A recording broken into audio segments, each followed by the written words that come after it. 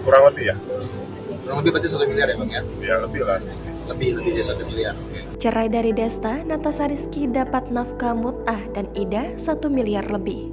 Pembawa acara Desta dan Natasha Rizky resmi cerai setelah pembacaan ikrar talak di Pengadilan Agama Jakarta Selatan, Senin 10 Juli hari ini.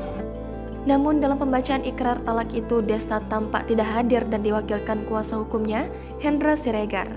Dalam kesempatan itu, Hendra Siregar juga membeberkan besaran nafkah Ida dan mut'ah yang diberikan Desta kepada Natasha Rizky.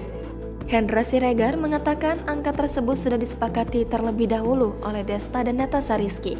Bang, katanya ada kabar sampai 1 miliar, Bang, kita nggak sih, Bang? Kurang lebih ya? Kurang lebih berarti 1 miliar ya Bang ya? Ya lebih lah. Lebih dari 1 miliar. Oke. Lebih gabungan. Iya. Uang itu. Uang mut'ah sama uang apa Pak? Nafkah Ida sama nafkah mut'ah. Berarti nafkah yang gabungan dulu itu lebih dari 1 M ya? Ya.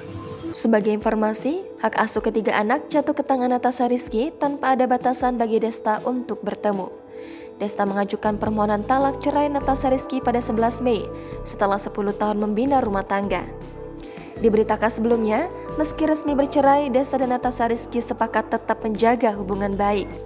Hal itu terlihat saat Desta dan Natasha Rizky mengajak ketiga anaknya berlibur ke Singapura. Desta mengunggah foto mereka di Universal Studio Singapura di akun Instagramnya pada Jumat 29 Juni.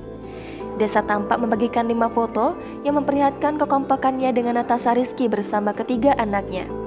Salah satu foto memperlihatkan Natasha dan anak-anaknya sedang duduk di kursi, sementara Desta berdiri di belakang sembari memegang payung berwarna biru.